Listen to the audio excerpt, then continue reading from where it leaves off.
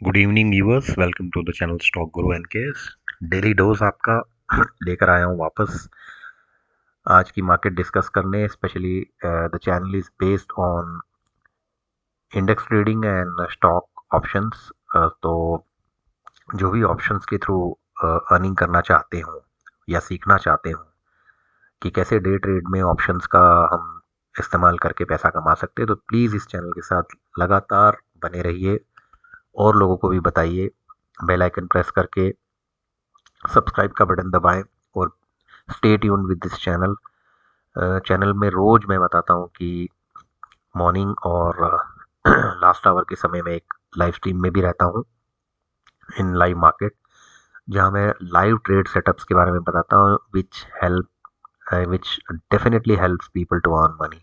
बाकी जो लोग मेरे से गाइडेंस के रूप में मेरे प्रीमियम ग्रुप में आना चाहते हैं, all are welcome. I have given my WhatsApp number. जल्द से जल्द जुड़िए। धीरे धीरे लोग बढ़ रहे हैं, ऑर्गेनिकली चैनल बढ़ रहा है, and I want genuine people who really are interested because I've got some 6-7 years of experience in options. I'm very confident in my simple most buy side option trades. People can earn. That's my conviction, and I myself is doing it. So मैं चाहता हूँ कि लोग इधर उधर ना भटके unwanted channels पे। This is a channel which will make some more sense, and it is more correlative than other channels. Okay, so with that I will start today's day. तो एज यूजुअल हमेशा की तरह हम देखेंगे क्या हुआ है आज। सबसे पहले मैं यहाँ से इस बार शुरुआत करूँगा F I I D I की क्या आज सिनेरियो थी। देखिए, today F I I again were big sellers. उन्होंने 2109 करोड़ की सेलिंग करी है अगेंस्ट डी आई आई विच बहुत 1800 करोड़। सो कल सिर्फ 200 करोड़ की सेलिंग की थी, आज 2000 पे आगे वापस, which in turn has resulted a selling of more than 10,000 crores in the month of January. That's not at all a good sign against DII, जिन्होंने सिर्फ 6286 करोड़ की परचेसिंग की है, तो नेट नेगेटिव है हम। That's not at all a great news. Okay, उसके अलावा दोनों इंडाइसेस में एक के बाद एक मैं बताऊंगा। सबसे पहले बैंक निफ्टी पे जाएंगे। कल 42,500 का एक बड़ा इंपॉर्टेंट लेवल था जिसने पार किया था और उस पर वो क्लोज हुई थी। तो उम्मीद यही थी, सारे क्यूज जो कल रात तक से पहले के थे, यानी जब मैंने कल अपना एनालिसिस वीडियो बनाया था उस समय तक क्यूज बड़े पॉजिटिव लग रहे थे। तो मैंने अपना एक व्यू दिया था कि एक अपसाइड मूव आएगा, लेकिन 42,500 एक इंपॉर्टेंट लेवल है, अगर वो टूटता है तो बैंक निफ्टी हमेशा उसके नीचे वीक ही रहेगा, और अनफॉर्चुनेटली वही हुआ।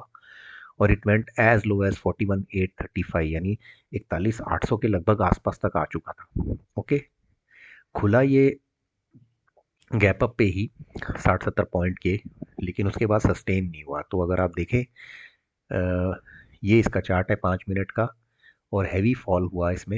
लगभग पहले आधे घंटे के अंदर ही 300 पॉइंट गिर गया था ये। अगर आप ध्यान से देखें, पहले आधे घंटे के अंदर ये मोटा मोटा 300 पॉइंट ये गिर गया।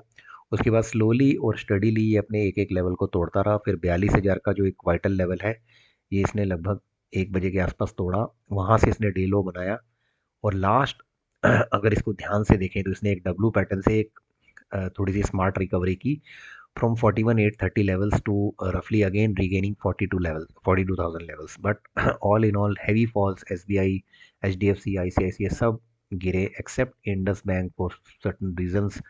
वो ये ग्रीन में रहा, अदरवाइज PSU बैंक्स देख लीजिए, कहीं पर भी कोई रिलीफ नहीं था। मैं आपको दिखा देता हूँ। ये PSU बैंक्स की हालत देखिए, 4-4% से UCO bank, JNK, Maharashtra bank, तो कहीं भी कुछ खास सपोर्ट नहीं थी। यहाँ पे सिटी यूनियन बैंक देख लीजिए, और HDFC, बड़े बैंक्स भी गिरे हुए थे। तो all in all extreme weakness.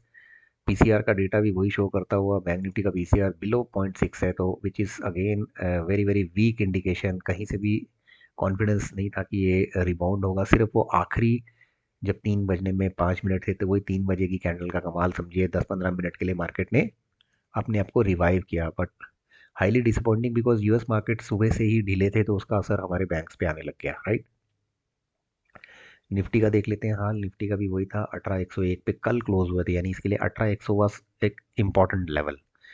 But वहाँ से एक 20-25 पॉइंट ऊपर खुला, और देखिए इसका भी वही हाल हुआ, इसने भी अपना डे लो में 18,000 के लेवल को तोड़ा, जो बहुत इंपॉर्टेंट था, और 17,856 पे जाके ये लो बना के फिर वहाँ से इसने अपने आप को रिवर्स किया। सेम सिनेरियो है, दोनों दोनों इंडाइसेस के अंदर कहानी वही है, क्योंकि सारे सेक्टर्स प्रेशर में थे। ये लगातार गिरा मार्केट खुलने के बाद, अगर हम ध्यान से देखें इसको, सेम सिनेरियो, लेकिन फ़र्क ये था कि ये जिस पेस पे गिरा, बैंक निफ्टी उससे ज़्यादा पेस पे गिर रहा था।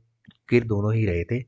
दूसरा इसका जो लेवल था जहाँ से इसने गिरावट दिखी, वो 17,950 से जब इसने गिरना शुरू किया और 856 तक गया, वो था लगभग 1:45 बजे। और इसने भी डब्ल्यू पैटर्न से बाद में एक अपने आप को कोशिश की कुछ हद तक रिवाइव करने की। ये देखिए, ये डब्ल्यू पैटर्न की बात कर रहा हूँ 5 मिनट के लेवल पे। बट इसके केस में अब साफ है, सबसे पहले तो पीसीआर इसका भी सेम 0.54 है। दूसरी चीज़ जो देखने वाली है, देखिए सारे सेगमेंट में FMCG down, metals down, consumption down, pharma down, सिर्फ एक ऑटो ऊपर था और कुछ हद तक एनर्जी इसको सपोर्ट कर रहा था। आईटी डाउन, तो सारे जो इंपॉर्टेंट सेगमेंट्स है वो सारे के सारे डाउन थे, जो निफ्टी के कॉन्स्टिट्यूएंट्स है, जिसका प्रेशर ओवरऑल मार्केट पे पड़ा। और अगर सेक्टर वाइज देखिए, एक्सेप्ट ऑटो, बुरा हाल, पीएसयू, फिनेंशियल्स, सब के सब डन एंड डस्टेड। ओके, तो कहीं से भी डेटा पॉजिटिव नहीं रहा, और इफेक्ट पूरे दिन यही इनफैक्ट कमजोरी का ही रहा, और जिसकी वजह से मार्केट ने बहुत बुरा परफॉर्म किया। और एंड में हम देखते हैं कि 568 पॉइंट नीचे बैंक निफ्टी और 187 पॉइंट निफ्टी, यानी कल की जो अच्छी रिवर्स थी वापस वापस हम बैक टू स्क्वायर वन आ गए हैं। तो कहीं ना कहीं लगता है मार्केट में जान नहीं है। जो आज का सिनेरियो क्रिएट हुआ उससे तो यही लगता है। अब कल क्या हो सकता है हर दिन ये एक चैलेंज बन रहा है, बिकॉज यूएस के मार्केट जो बिहेव करते हैं, जैसे कि अभी हम देख रहे हैं लाइव, इस समय 11:45 रात के, और ये 2:30 बजे तक मार्केट चलती है, इसमें तो पूरा प्रेशर ही दिख रहा है। पूरा यूरोप डाउन है, यूएस फ्यूचर्स फ्लैट है। और अगर हम देखें कमोडिटी में आकर, तो ब्रेंट 80 के ऊपर चला गया है। और 7% से नेचुरल गैस इतनी वॉलेटाइल हो रही है, 3 दिन के अंदर 10% ऊपर, 8% नीचे, फिर 10% ऊपर, यही सब चल रहा है नेचुरल गैस में भी। तो कमोडिटी का ऐसे ही है। तो सिग्नल्स तो कुछ अच्छे नहीं दिख रहे। अब अगले दिन क्या आसार होते हैं, उसके लिए हमें कुछ लेवल्स देखने पड़ेंगे। तो सबसे पहले अगर हम बैंक निफ्टी को देखते हैं कि वो क्या कर सकता है, कहाँ तक टिक सकता है, तो देखिए मैंने लेवल निकाला था बैंक निफ्टी का on 20 day exponential moving average. Moving average पे आप ट्रस्ट कर सकते हो, and somehow I feel that 41,100, okay, 41,100 आप मान के चलिए। सॉरी, 42,000 का लेवल, नॉट 41,100, 41,984 अगर राउंड फिगर करें तो 42,000 ही इसका 20 दिन का एक्सपोनेंशियल है। तो ये जो लेवल है जहाँ पर अभी बैंक निफ्टी आज क्लोज हुआ है, यही इसके लिए वाइटल है। अगर हम इसको तोड़ते हैं तो we are heading again on negative side. मैं I just try to show you from the option chain data. तो यहाँ पे आप देख लीजिए 26 लाख की सपोर्ट है 42,000 के ऊपर, इसके नीचे हम ऑलरेडी 41,800 के आसपास तक टेस्ट किए जा चुके हैं। तो ये इसका एक पहला सपोर्ट बनेगा कल के लिए। जहाँ का आज का लो लेवल है, वही कल का पहला नीचे के लेवल पे सपोर्ट बनेगा, लेकिन 42,000 इसका 20 दिन का एक्सपोनेंशियल मूविंग एवरेज है। तो इस लाइन पे हमें सोचना है मार्केट के बारे में।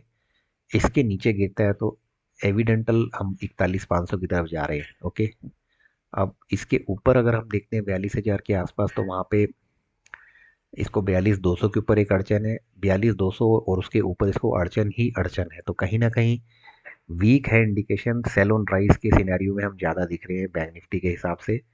और अगर चार्ट पे भी देखें तो वही दिखेगा हमको, ये एक स्ट्रॉन्ग सपोर्ट एरिया बन गया 41,800 आपके लो। देखिए 5 मिनट के चार्ट पे भी यही है। और अगर ये टूटता है तो हम सीधे सीधे 41,584 यानी 41,500 तक जा रहे हैं। तो ये मेरा एनालिसिस पर बैंक निफ्टी है। बुरी तरह से ओवरसोल्ड हो रखे हैं। वापस पीएसयू उस पे अंदर प्रेशर है। एचडीएफसी बैंक वीक है, सबसे बड़ी प्रॉब्लम है। और आईसीआईसीआई बैंक, आईसीआईसीआई 900 के नीचे वीक रहता है, एचडीएफसी 1600 के नीचे वीक रहता है, और इवन 600 के नीचे तो एसबीआई भी वीक ही है। तो इंडिकेशन आर नॉट गुड। लेकिन देखते हैं कल क्या होता है, बिकॉज कल जैसे मैंने प्रोजेक्ट किया था उसके अगेंस्ट हुआ रात को। अब क्या वापस यूएस की मार्केट्स ऊपर जाती हैं, तो ये तो सुबह ही हमें पता लगेगा। तो वापस मैं कहता हूँ ये प्रोबेबिलिटी की फील्ड है। प्रोबेबिलिटी किसकी कितनी रहती है उसके ऊपर ही यहाँ पे पैसे बनते हैं। बट स्टिल एक अंडरस्टैंडिंग पॉइंट ऑफ व्यू से जरूर एनालिसिस करते रहना चाहिए। अब आ जाइए निफ्टी पे। तो निफ्टी के केस में मैंने जो 20 दिन की एक्सपोनेंशियल मूविंग एवरेज है, आप इसको आप देखिए, आप कहीं से भी आपको 20 दिन की एक्सपोनेंशियल मूविंग एवरेज मिले, तो जैसे आई यूज इंटरडे स्कैनर, तो यहाँ पे 17,900 और हम लगभग 17,914 पे क्लोज हुए हैं। तो इसके लिए जो पहला इंपॉर्टेंट वाइटल लेवल रहेगा 17,900, और जो आज का लो है सेम, वही इसके लिए नीचे का सपोर्ट का काम करेगा। तो क्योंकि चार्ट भी यही बता रहा है कि 17,850 के आसपास इसको सपोर्ट है, अदरवाइज 17,800 की इसकी लास्ट सपोर्ट है, वो भी अगर टूट जाती है तो देखिए नीचे सपोर्ट ही नहीं दिख रहा है मुझे लंबे समय का। तो हमें यहाँ पे अगर हम 15 मिनट के चार्ट को देखेंगे तो ये देखिए, यू कैन सी दैट।